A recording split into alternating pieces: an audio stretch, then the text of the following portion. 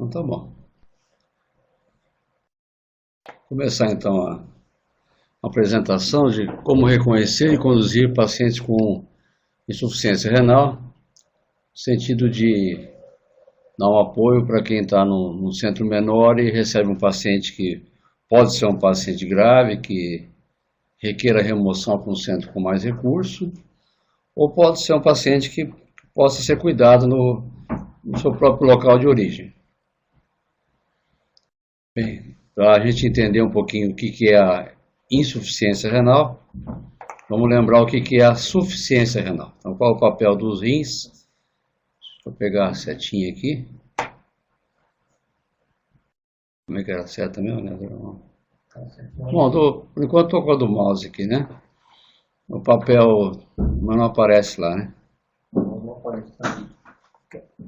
Isso aqui.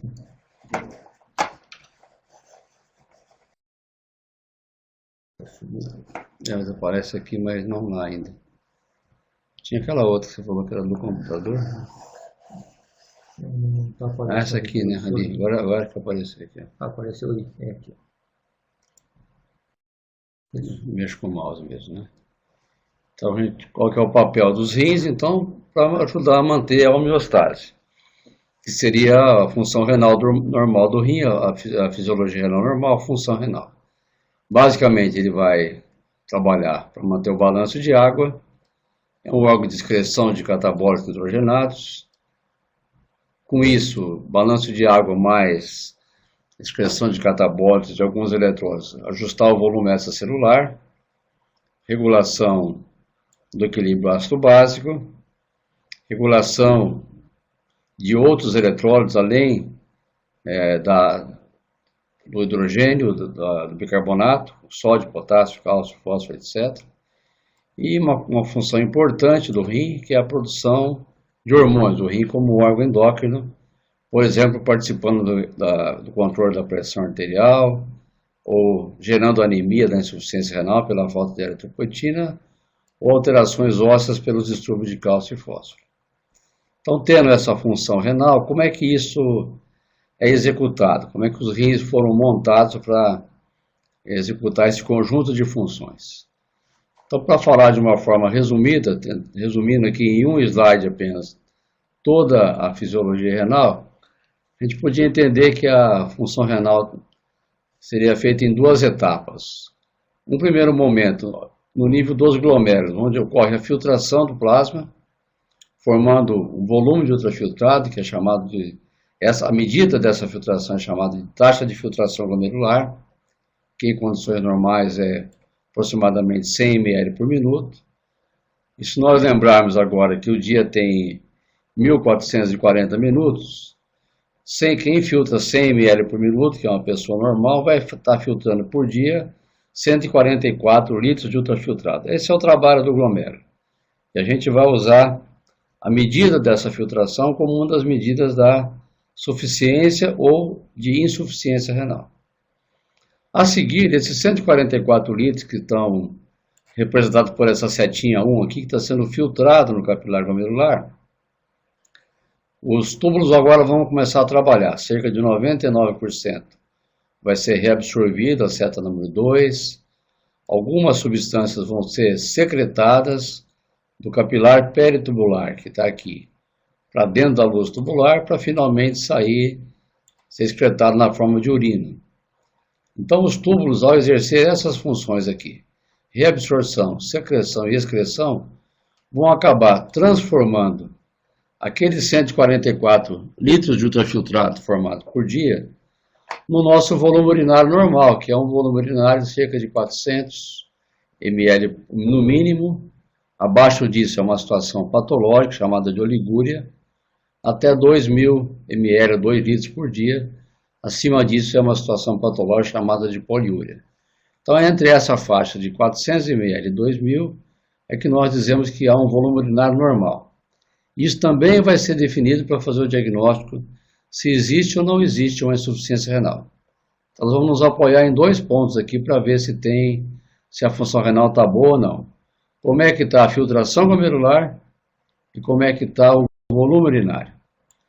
Lembrando que na faixa de oligúria, quando estiver abaixo de 400 ml, por mais concentrado que esteja a sua urina, vai haver retenção de catabólitos, esse aumento de ureia, de creatinina, e com isso vai atrapalhar a homeostase do organismo. Alguém pediu para entrar? Aceita? Como é que faz?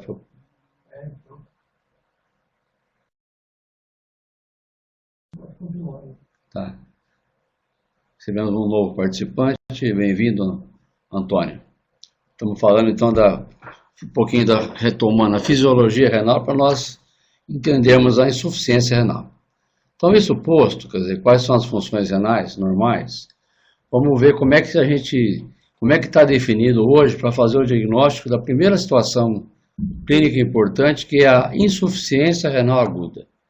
Que aqui eu já coloquei o nome novo. Hoje em dia, esse I da IRA recebe um nome mais adequado de injúria renal aguda, porque nem todo mundo que está com uma falência renal está na situação de plena insuficiência. Então a literatura hoje chama de injúria renal aguda. Isso sempre ficou muito solto, ninguém não tinha um critério universal para definir exatamente o que um chamava de insuficiência renal aguda, outras pessoas podiam chamar de outra coisa. Então existem duas iniciativas em nível internacional que tentaram pôr ordem na casa, tentaram definir critérios para o diagnóstico. Um é chamado o critério do rifle, que é um acróstico com a palavra rifle mesmo, da arma, da espingarda, e o outro é o critério do AKIN, que é um grupo de estudiosos de insuficiência renal. AKIN é uma sigla para Acute Kidney Injury Network, um grupo, uma network de pessoas interessadas em estudar a insuficiência renal aguda. O que eles propuseram, então? Basicamente, o RIFLE, aqui, R-I-F-L-E, as três primeiras letrinhas, R, I e F, se referem a estágios de evolução da insuficiência renal. É nisso que nós vamos nos apoiar para fazer o diagnóstico, ver se o paciente pode ser considerado como alguém que tenha ou não tenha insuficiência renal aguda.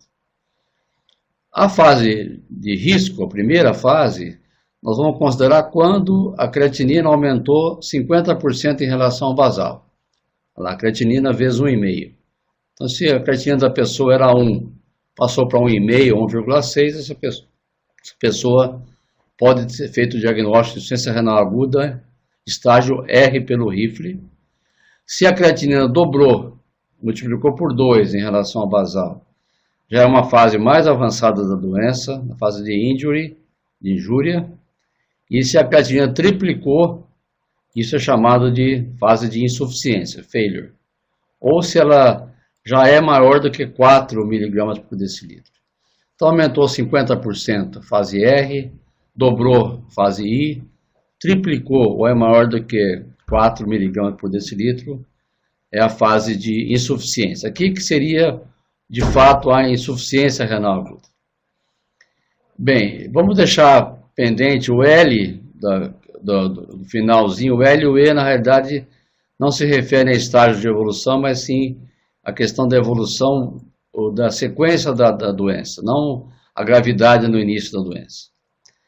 Então foi proposto esse critério, a partir do qual a gente pode considerar o paciente como tendo insuficiência, e foi proposto também o critério do volume urinário aqui, urine output. Esse volume urinário vai servir para o seguinte: nós vamos poder chamar alguém como tendo uma insuficiência renal aguda, independente do valor da creatinina, porque ela pode demorar um pouquinho para subir. Mas se a oligúria está presente, nós já podemos considerar que o diagnóstico já está estabelecido. Então, o estágio 1 é quando essa oligúria é na faixa de 0,5 ml por quilo por hora nas últimas 6 horas. Vamos imaginar alguém de 70 quilos, 0,5 ml por quilo daria 35 ml por hora. Se a pessoa está urinando menos que 35 ml por hora nas últimas 6 horas, a gente já pode considerar como estágio R, independente do valor da creatinina. Se essa oligúria é um pouco mais prolongada, já dura 12 horas, já é uma fase mais avançada. E se a oligúria é mais grave, na faixa de 0,3 ml por quilo por hora, e já dura 24 horas, ou se a pessoa está em anúria, não está urinando nada, zero de diurese, já é o estágio mais avançado. Então, esse foi o critério do Rifle. Um pouco depois surgiu o critério do Akin, que é basicamente a mesma coisa do Rifle. A diferença é que os estágios são chamados de 1, 2 e 3, ao invés de R e F, e a oligúria também é o mesmo nível de oligúria. A grande diferença é que o Akin tentou deixar o critério mais sensível, porque a insuficiência renal aguda é uma situação de alta mortalidade. A gente parte do número básico de mortalidade de 50% no global. Então, o que esses autores preconizaram é que se selecione mais casos que eventualmente até não fossem evoluir com insuficiência renal propriamente dita, mas que a gente acaba tomando a conduta para evitar com que ela aconteça. Então, um critério de maior sensibilidade e com um pouco menos de especificidade. A ideia aqui é pecar por excesso, se for o caso, porque é uma situação muito grave. Então, eu tenho, basicamente, o diagnóstico vai ser feito pelo valor da creatinina, se ela aumentou 50%, duplicou ou triplicou, ou se tem a presença de oligúria, a 6 horas, a 12 horas, a 24 horas. Com isso, a gente consegue, então, firmar o diagnóstico. Existe uma insuficiência renal aguda ou uma injúria renal aguda. A próxima pergunta, que é muito importante tentar responder, porque ela está ligada à conduta que vai se fazer com o paciente, é se essa agressão renal está vindo pela via pré-renal, se é antes do rim que está o problema, o rim está recebendo menos sangue para trabalhar e por isso está trabalhando menos. Se o problema está depois do rim, se é uma causa pós-renal ou se é uma causa renal. Se estiver no rim, no tecido renal, também a coisa é relativamente simples, porque o rim é formado de néfrons.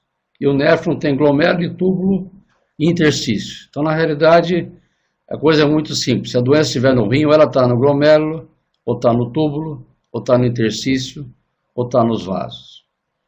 Uma coisa importante aqui, a situação mais frequente renal é essa aqui, a necrose tubular aguda. E ela pode ser de causa isquêmica ou de causa nefrotóxica.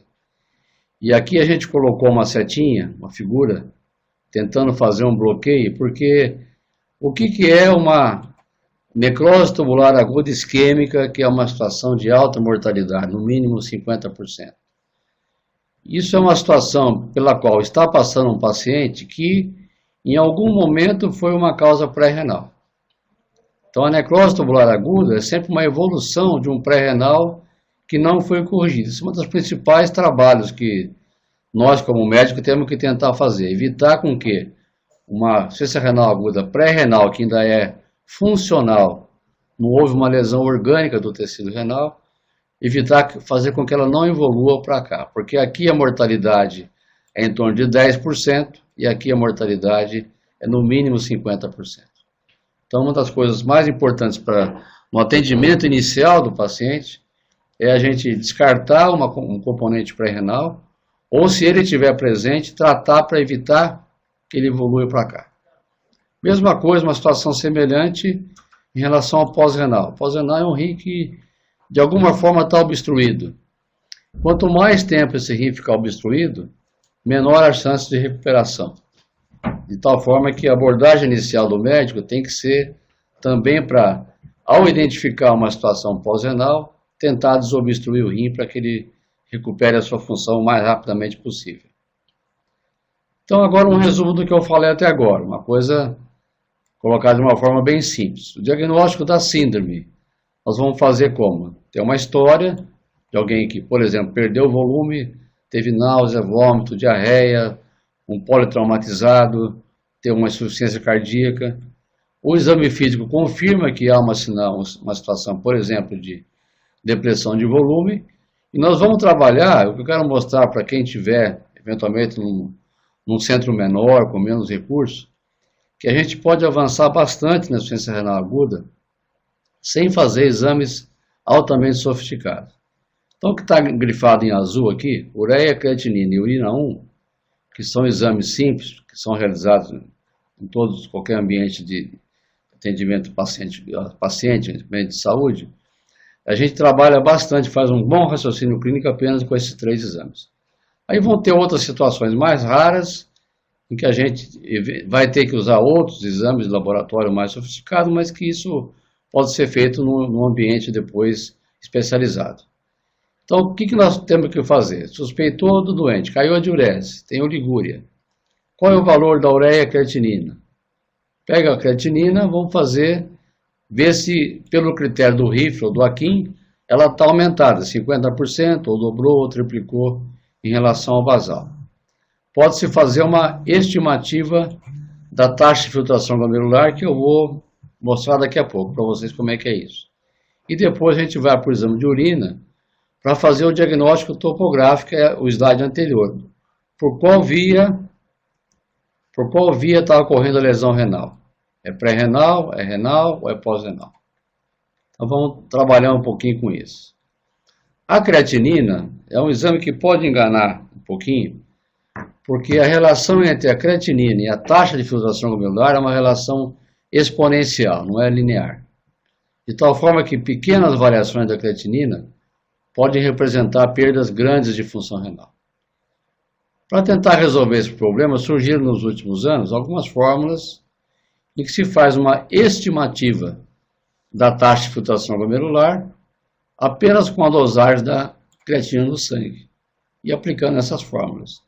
Isso é uma fórmula fácil de fazer, calcular, calculadora simples até no celular, e para quem trabalha com o smartphone, todos eles têm programa para fazer esse cálculo. Então a gente pega a creatinina e vai fazer uma estimativa da função renal que vai nos dar uma ideia mais precisa se a função renal de filtração está comprometida ou não.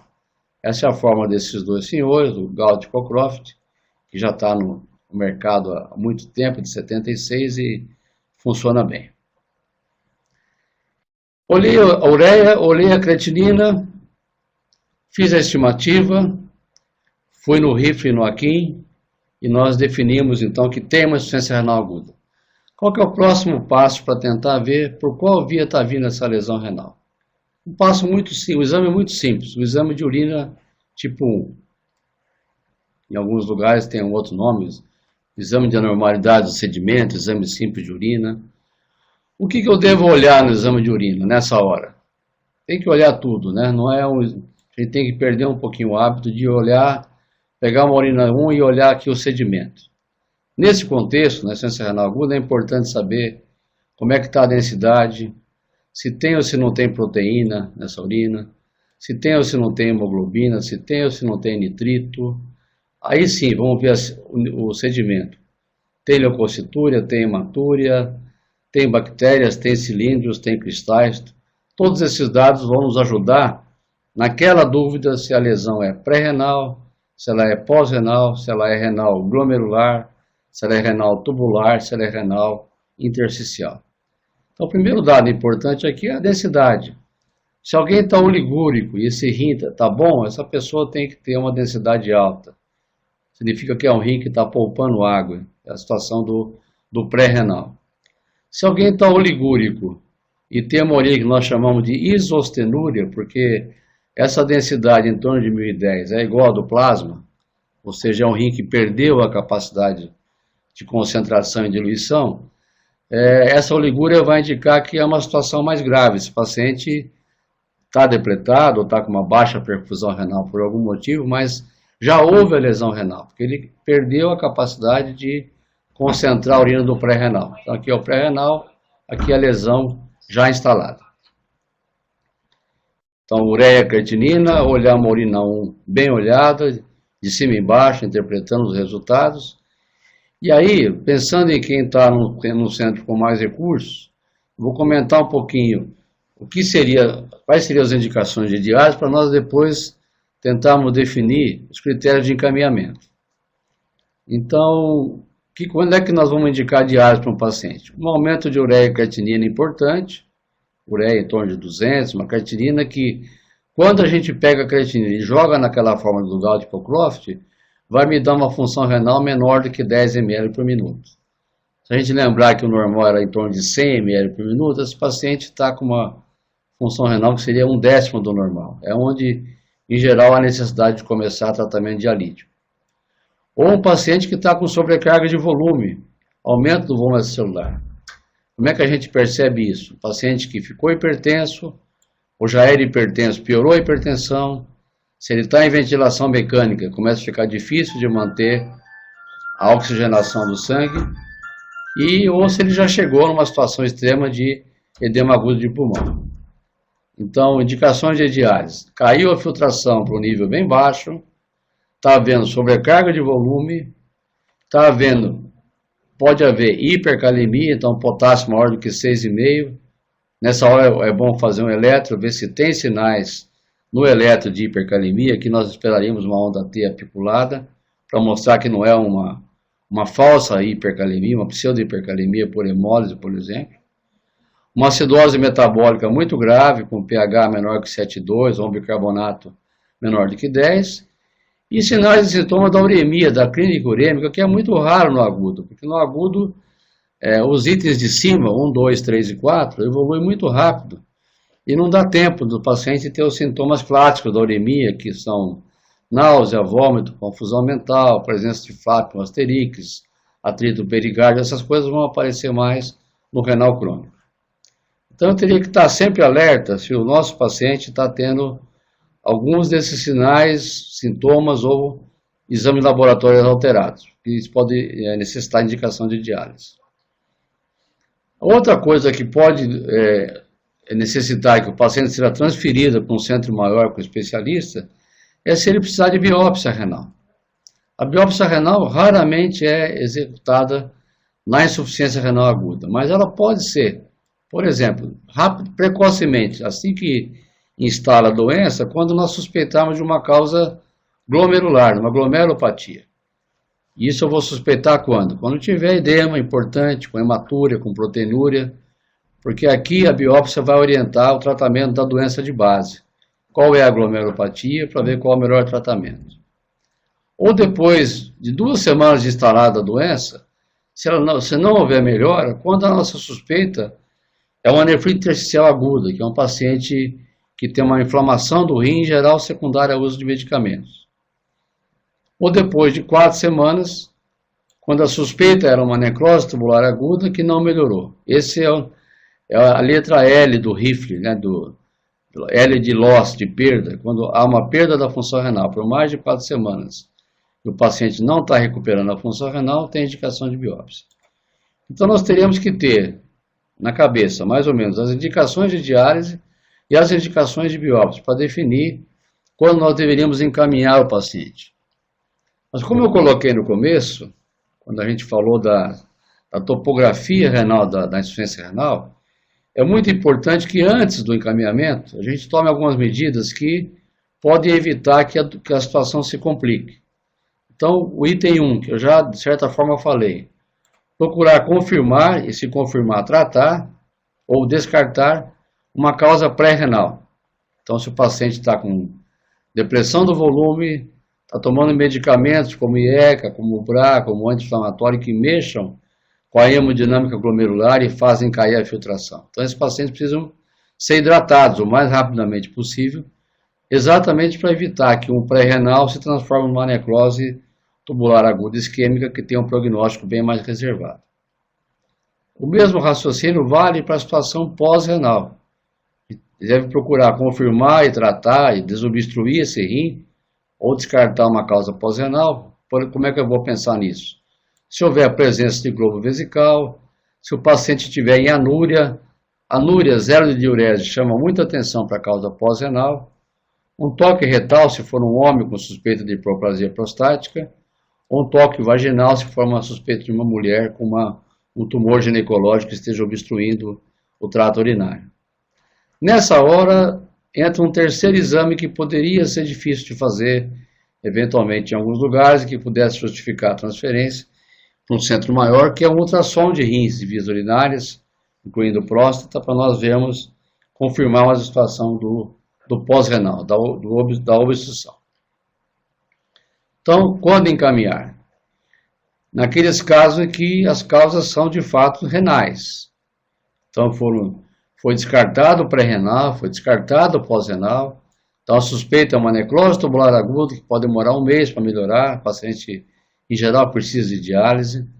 Uma nefrite intersticial aguda, uma inflamação do rim por uma droga, lembrar sempre do anti-inflamatório aqui, ou de uma causa glomerular, paciente com insuficiência renal, mas que tem também hematúria, proteinúria, que vai precisar de biópsia e vai precisar de medicação pesada, tipo imunossupressão.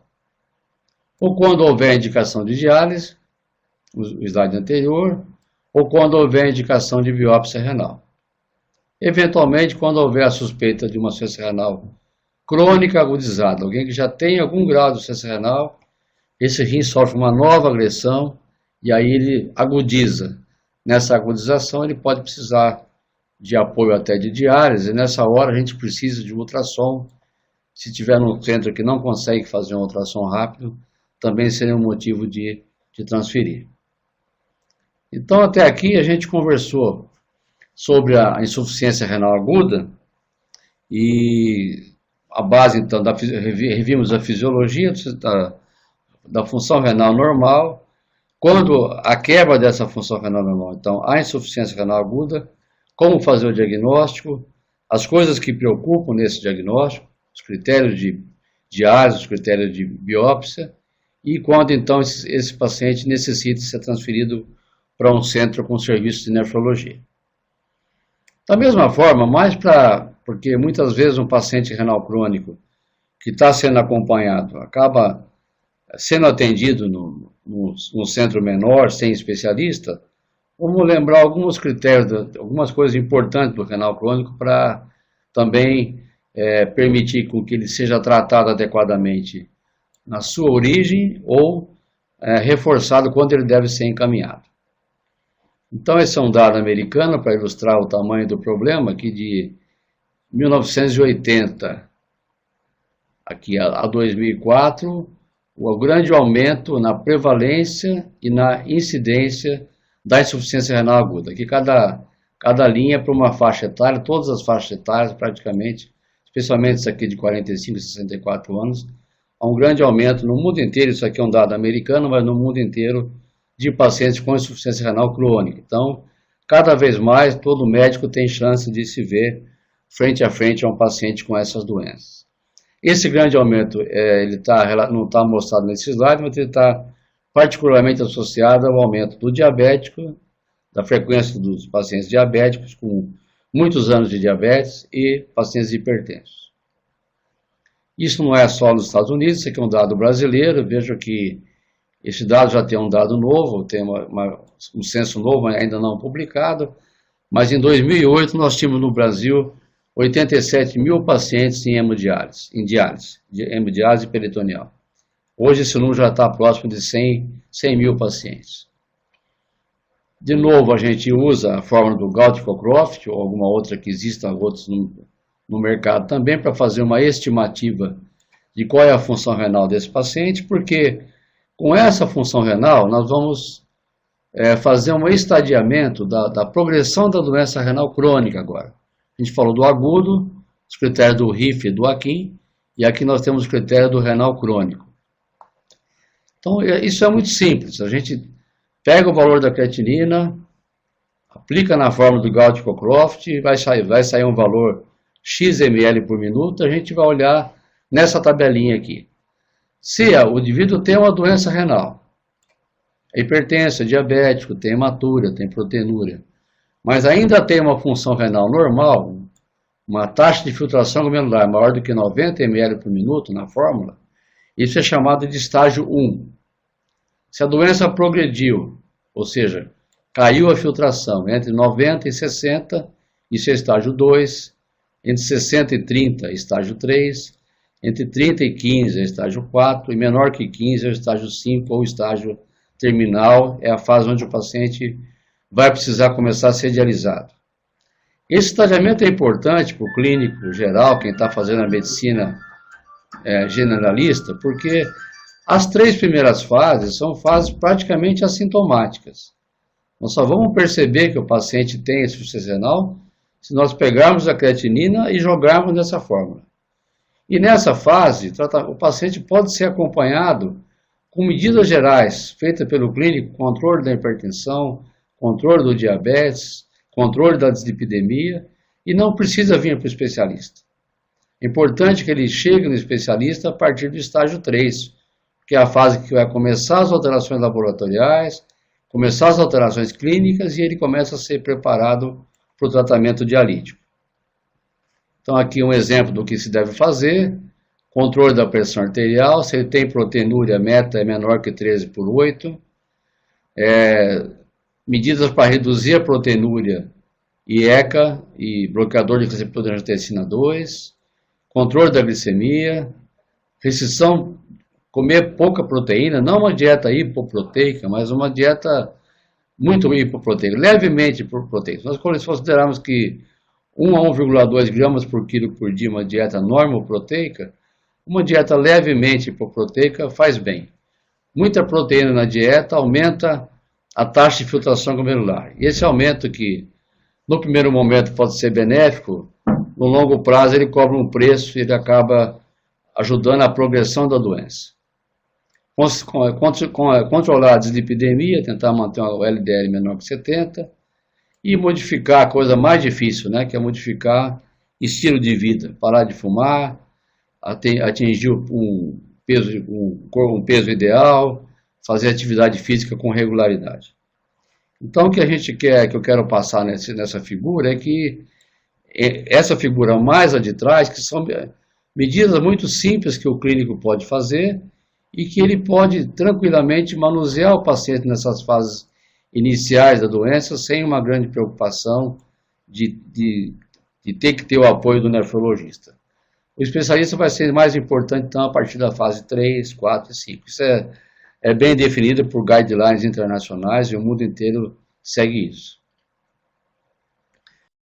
Quadro clínico, quando que agora o renal crônico ele vai ter uma doença lenta, progressiva, que vai demorar anos para se instalar, ao contrário do agudo, que é uma doença de dias. Aqui sim eles vão ter uma série grande de sinais e sintomas, chamada de síndrome urêmica, e que vai alertar então o clínico para que possa haver uma doença renal. Então, primeiro, sintomas muito gerais, inespecíficos: anorexia, náusea e vômito, sem ter uma doença gastrointestinal, fadiga, perda de peso, prurido, que é um sinal bem marcador da síndrome urêmica, mas vai aparecer na fase mais avançada, alterações hematológicas, então anemia pela falta da eritropoetina, tendência hemorrágica pela disfunção plaquetária da uremia. Uma coisa muito importante, alterações no metabolismo ósseo. Então, o renal crônico tende a ter um fósforo mais alto por retenção pela queda na filtração. Com isso, o cálcio cai para manter o produto constante.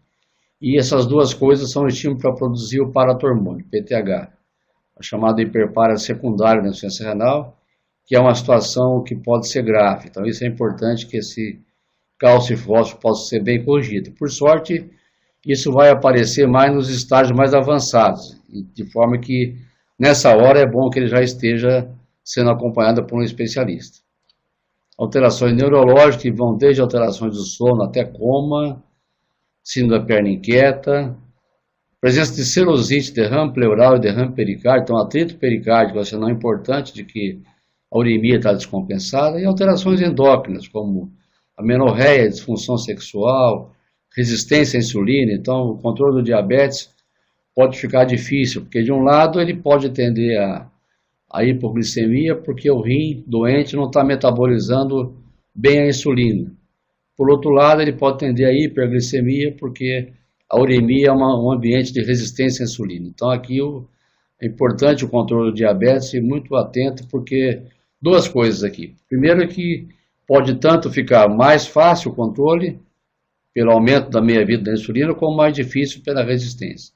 Em segundo, muita atenção com drogas que são usadas no diabetes, que são de excreção renal, e que tem que ser suspensa ou reduzida quando tem insuficiência renal. Então não aparece no slide, mas especialmente a metformina e os hipoglicemiantes orais devem ser reduzidos ou suspensos quando a função renal está comprometida a partir do estágio 3 ou 4.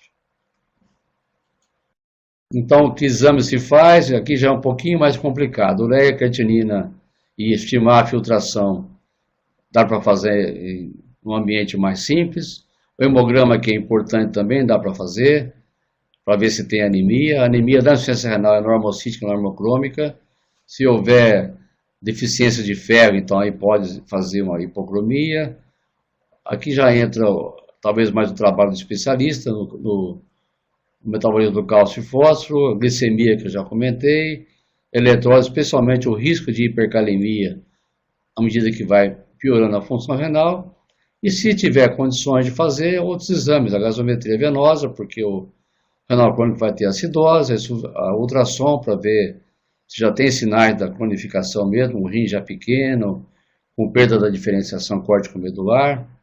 A albumina, que é um bom marcador da nutrição proteica no renal crônico. Perfil de ferro, se aquela anemia for microcítica e hipocrômica. E já pensando na diálise, as sorologias, hepatite B, hepatite C, HIV, que além de ser doenças que podem levar à insuficiência renal, também a gente tem que tomar cuidados especiais com esses pacientes se eles entrarem em programa de diálise. Então, quando é que se indica a diálise? Mais ou menos do mesmo jeito que nós vimos no agudo, né? Quando ele está no estágio 5, ou seja, tem uma taxa de filtração glomerular estimada pelo Gault-Cockcroft menor que 15, aqui especialmente menor que 10. Menor que 15 já é estágio 5, mas menor que 10 é que geralmente vai precisar de diálise, que pode ser hemodiálise, diálise peritoneal, e depois que o paciente estiver estável, tendo um doador, o transplante renal. Então, quando que, já comentei isso pelos guidelines internacionais, mas basicamente é muito importante que no início, nas fases iniciais da doença, já se comece o tratamento controlando pressão, diabetes, dislipidemia, e a partir do estágio 3, igual ou maior que o estágio 3, então a filtração menor que 60, que esse paciente comece a ser acompanhado também pelo nefrologista para prepará-lo para o programa de diálise e para investigar qual é a doença de base, porque isso pode ser importante no transplante, já que algumas doenças podem recidivar no transplante. Então é muito importante, ao transplantar o paciente, saber qual foi a doença que destruiu o primeiro rim dele. Então foi uma apresentação hoje mais ou menos longa, porque eu tentei incluir tanto o renal crônico quanto o renal agudo, no sentido de que o clínico geral tem boas condições de fazer um bom trabalho inicial na insuficiência renal aguda e na insuficiência renal crônica. Quero reforçar o convite aqui, meu nome é do Leandro, aqui está Valdir, mas pode ser Leandro, que nós estamos à disposição nesse site do nosso núcleo, Segunda Opinião, @el.br, para tirar dúvidas, trocar ideias sobre pacientes. Então, hoje foi insuficiência renal aguda, a gente vai fazer uma série de palestras desse tipo, mas independente de estar na palestra ou não, a gente está à disposição pelo e-mail. Essa programação de palestras tem uma programação que já foi passada para os centros colaboradores, para os nossos parceiros, e aí a gente está à disposição também, porque essas primeiras palestras são temas que nós achamos que pudesse ser importante apoio para quem está na linha de frente atendendo os pacientes nas UBS, os hospitais secundários, mas se essas pessoas que estiverem nesses ambientes tiverem outros temas, a gente está à disposição para preparar e apresentar para vocês. Vocês podem pedir para a gente pelo próprio e-mail da Segunda Opinião ou ligar aqui no núcleo para a gente conversar. Então a gente está colocando de novo à disposição, estamos começando esse trabalho e esperamos que seja útil para todos. Uma última coisa, as palestras estão sendo gravadas de tal forma que os médicos, o pessoal da área de saúde em geral que estiver atendendo o paciente e não puder participar ao vivo da sessão da apresentação na teleconferência, vão ter essas aulas para assistir no horário livre. Obrigado pela atenção de todos.